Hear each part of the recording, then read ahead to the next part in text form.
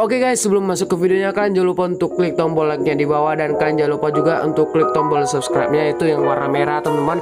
Kalian bikin jadi abu-abu dan gua hitung dari sekarang 3, 2, 1. Pastikan kalian udah subscribe dan jangan lupa juga untuk klik lonceng notifikasinya agar setiap gua upload video baru kalian bisa tahu dan kalian bisa nonton teman-teman. Oke, let's check it out. Gimana kabarnya? Semoga dalam keadaan yang terbaik dan lancar dalam segala hal. Amin.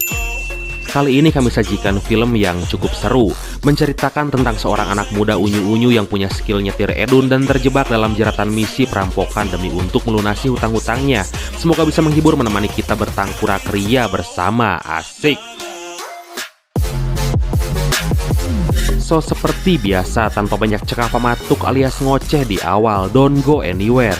Jangan lupa ibadah sebelum nonton. Dan marilah kita simak alur cerita dari film Baby Driver. What's his deal? Baby? There's nothing wrong with a little quiet. Are you a mute? No. Diceritakan seorang pemuda yatim piatu yang polos dan pendiam. Dia bernama Miles, tapi selalu ingin dipanggil Baby untuk nama samarannya. Dia penderita tinnitus atau sejenis kelainan pendengaran yang diakibatkan kecelakaan yang menewaskan orang tuanya saat dia masih kecil.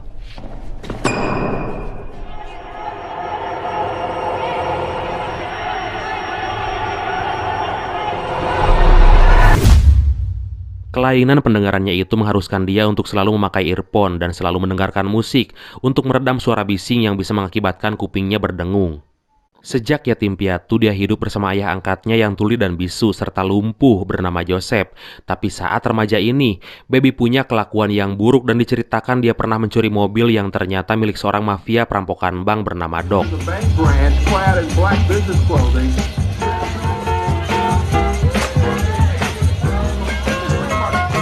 It's a young Caucasian man.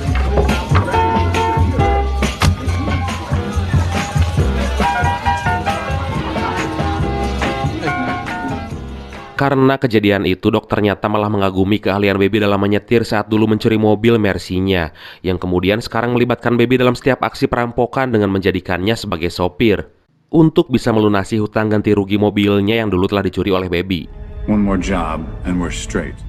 We'll be all paid up.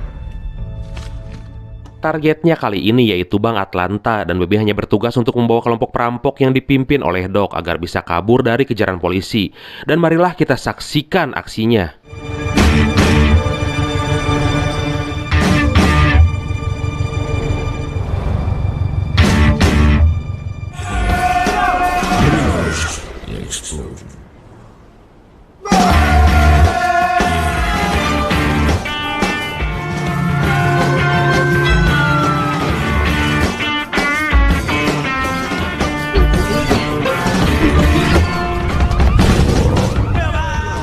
Now I got to tell you about.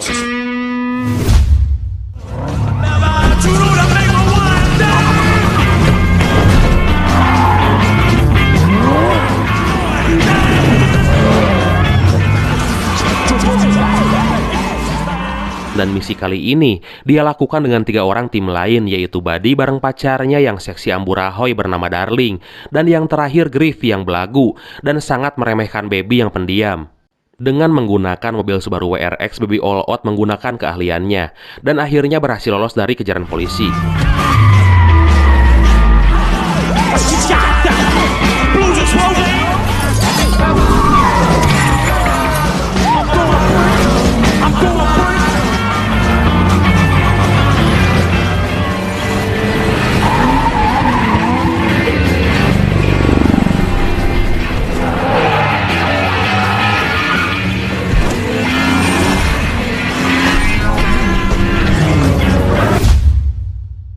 Diketahui ternyata Baby hanya butuh 1 kali lagi misi agar bisa melunasi hutang-hutangnya itu. Dan Baby terlihat senang karena emang dia udah muak dengan pekerjaan haram yang terpaksa ini. One more job and I'm done. Walaupun Joseph, ayah angkatnya yang punya disabilitas, nggak pernah setuju dengan pekerjaan Baby yang haram itu, tapi ternyata Baby sangat peduli dan sangat sayang padanya. Baby punya kebiasaan unik, yaitu iseng merekam percakapan orang lain dan kemudian meremixnya untuk dijadikan sebuah lagu. Tarik sis. Beautiful. Was he slow? No. Was he slow? Retarded means slow. Was he slow? No. Slow, slow, slow. No, no. Was he slow?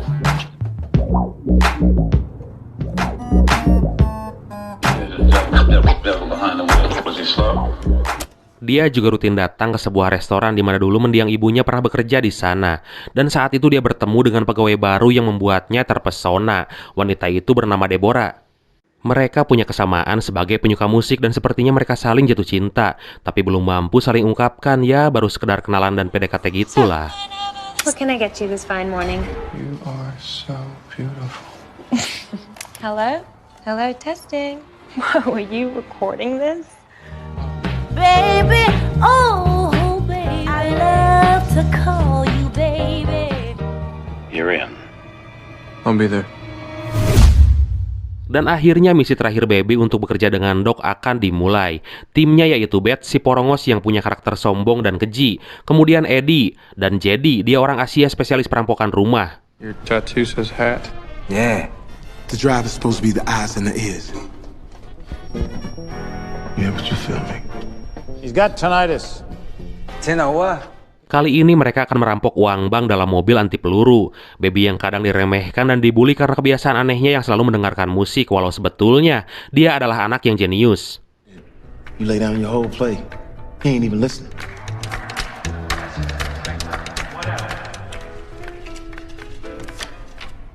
Baby? We also have a diversion crew. They're gonna blow up a bread truck a ways away. The target is an armored truck at Perimeter Trust in Dunwoody, 10 a.m. sharp. The switch car is ready, but you want me to hit the long stay parking structure. The dress code is the Michael Myers Halloween. Questions? Well, ain't y'all cute? Dan misi itu pun dimulai. Dengan menggunakan mobil Chevy Evelyn serta dress code topeng Halloween, mereka melakukan aksinya dan berhasil. Okay, go.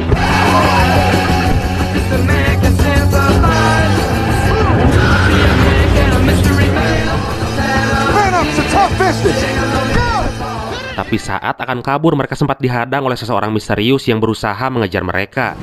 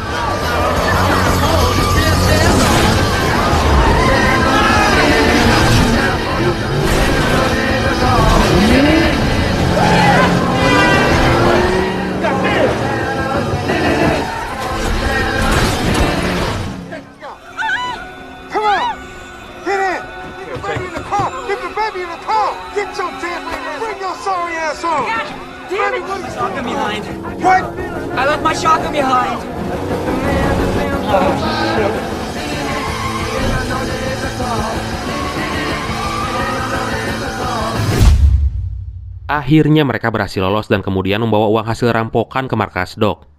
Over there? Now JD's an idiot.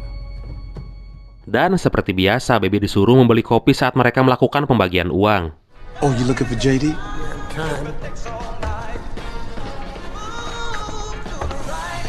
Cause he's long gone, baby. Tapi tanpa diduga, jadi malah dibunuh oleh Beth karena kesalahannya yang gak sengaja meninggalkan senjata di TKP. So, this is it. Oh. You need to sunset that ride.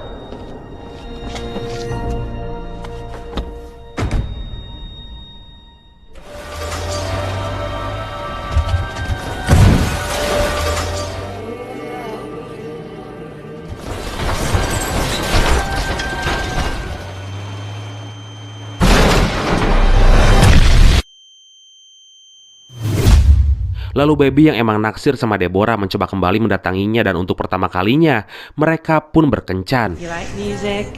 You don't talk much. You from here? I am. I miss her. Baby teringat akan pepatah Joseph ayah angkatnya untuk segera berbenah dari kehidupannya yang kelam dan menyuruhnya untuk melamar pekerjaan menjadi sopir pengantar pizza.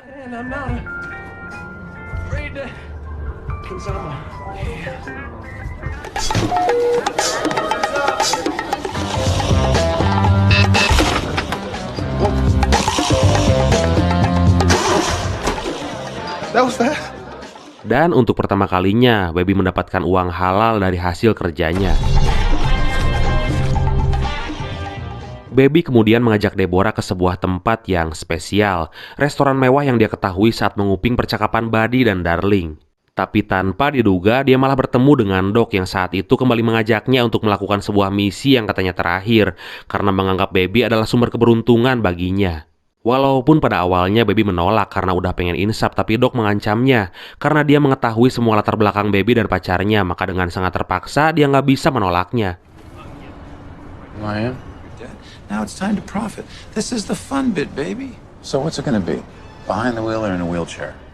Keesokan harinya Doc datang menjemput Baby di rumahnya yang semacam rumah susun gitu. Dia berjanji jika misi ini berhasil, maka Baby akan mendapatkan uang yang banyak agar bisa hidup lebih mewah. Baby juga sempat menghubungi Deborah untuk menjanjikan bahwa setelah pekerjaan yang terakhir ini, dia ingin mengajaknya pergi ke sebuah tempat yang jauh kemudian hidup bersama, dan Deborah pun setuju. Target mereka kali ini adalah surat-surat berharga yang terdapat di kantor pos. Baby ditugaskan untuk melihat situasi di kantor pos itu ditemani anaknya Doc yang bernama Sam. Ya biar nggak terlalu mencurigakan gitu. I can't be seen in there, but you can. So go inside. No bandit glass, 1 armored guard, 10 cameras, 8 registers, 11 customers, and 4 employees. That's your boy? Sure. Dan emang buah jatuh nggak jauh dari pohonnya. Anak itu terlihat sangat pro menjalankan tugas yang mereka lakukan. There he is.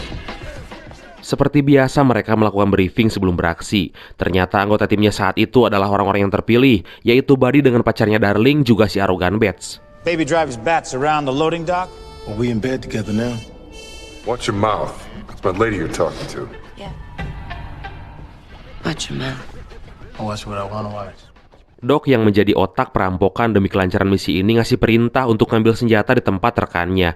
Kemudian meminta semuanya kembali untuk menginap sebelum besok pagi mereka harus beraksi.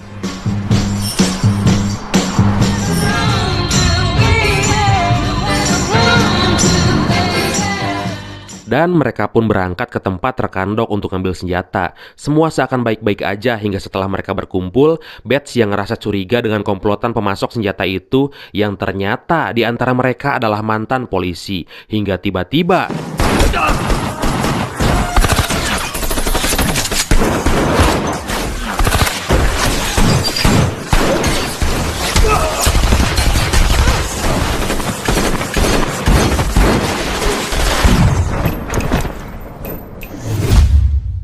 si jangkar keher Bets mengacaukan rencana awal dengan menyerang seluruh komplotan itu dan menewaskan semuanya, kecuali satu orang yang ternyata masih hidup dan melaporkan kejadian itu kepada Doc.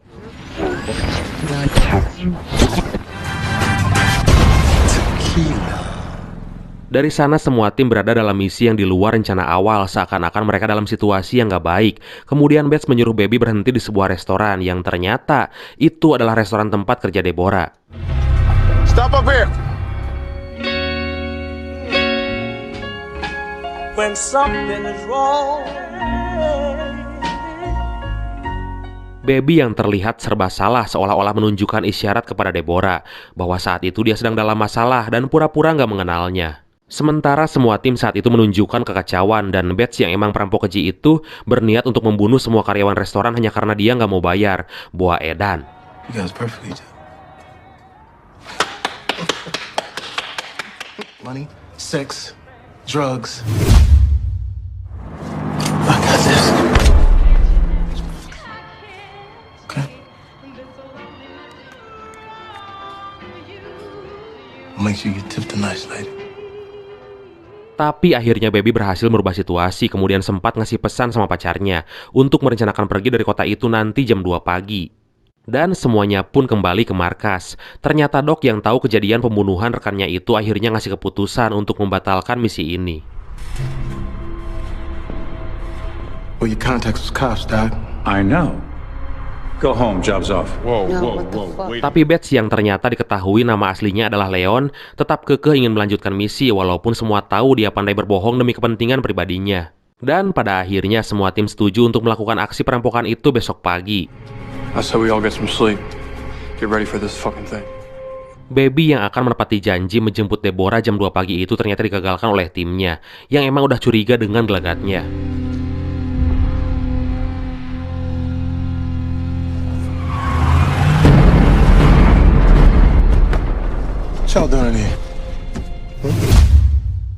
Semua mencurigai Baby adalah intel polisi, terlebih saat Bates menemukan sebuah alat perekam suara. Dan tiba-tiba... Wake up, baby! Oh, don't worry about him. He's good. Joe. Where is he? What did you do to him? Tapi akhirnya semua yakin bahwa emang Baby punya hobi aneh, yaitu merekam percakapan yang dianggapnya penting kemudian dijadikannya sebuah lagu remix. This shit is bananas, dog.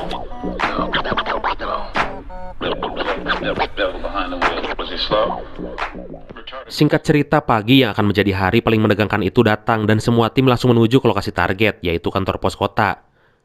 Tapi saat semua beraksi, Baby melihat seorang pegawai yang tempo hari bertemu seolah-olah ngasih isyarat bahwa jangan masuk ke kantor pos itu karena sangat bahaya.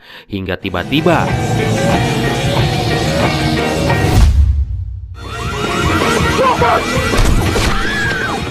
Baby dengan sengaja menabrakkan mobil dan berhasil membunuh Bates yang dianggapnya mengancam selama ini.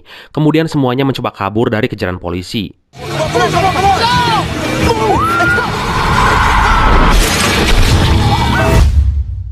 did you do, baby? What the fuck did you do? Drop your weapon!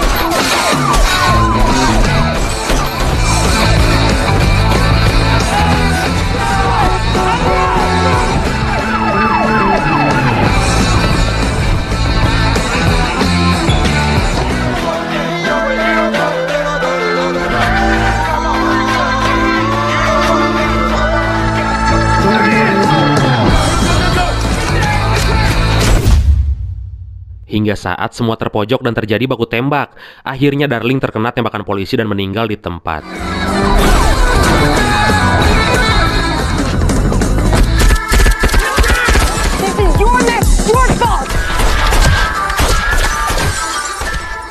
Dari mulai saat itu, Buddy yang diketahui nama aslinya adalah Jason Van Horn terlihat sangat dendam kepada Baby karena gara-gara dia pacarnya tewas, apalagi saat diketahui surat berharga hasil rampokan itu dibawa lari oleh Baby.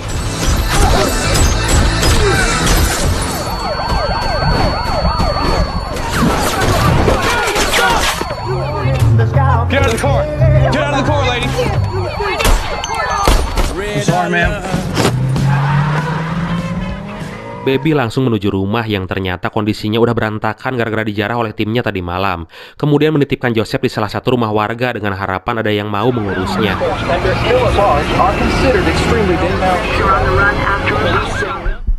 My name is Joseph. Please look after me.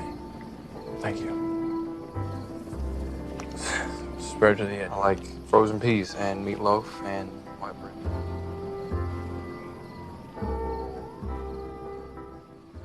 Kemudian dia pergi untuk menjemput Deborah, tapi ternyata Buddy udah menunggunya dan mengancam akan membunuh Deborah. Dan kemudian... Deborah, baby. Isn't that right, baby? Get out of here! I will find you! You can't keep running, baby! Are you okay? Can you show me where you get shot? No, I'm coming with you. Right there. Mereka berhasil kabur dan mencuri sebuah mobil Dodge Challenger, kemudian pergi ke markas Doc untuk membuat sebuah kesepakatan. Check out Bonnie and Clyde, yeah.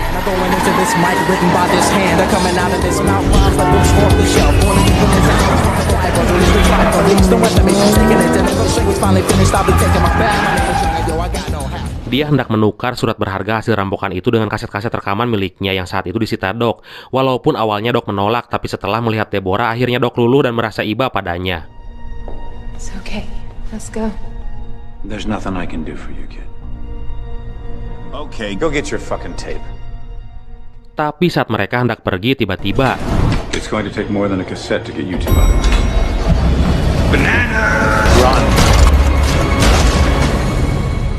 Kemudian datanglah Buddy yang berhasil membajak mobil polisi dan tiba-tiba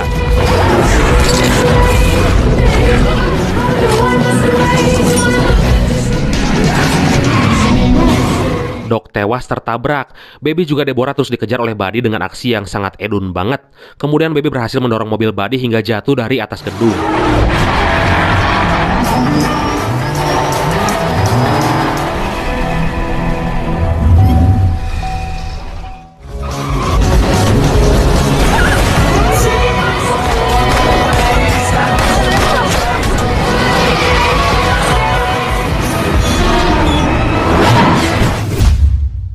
Tapi tiba-tiba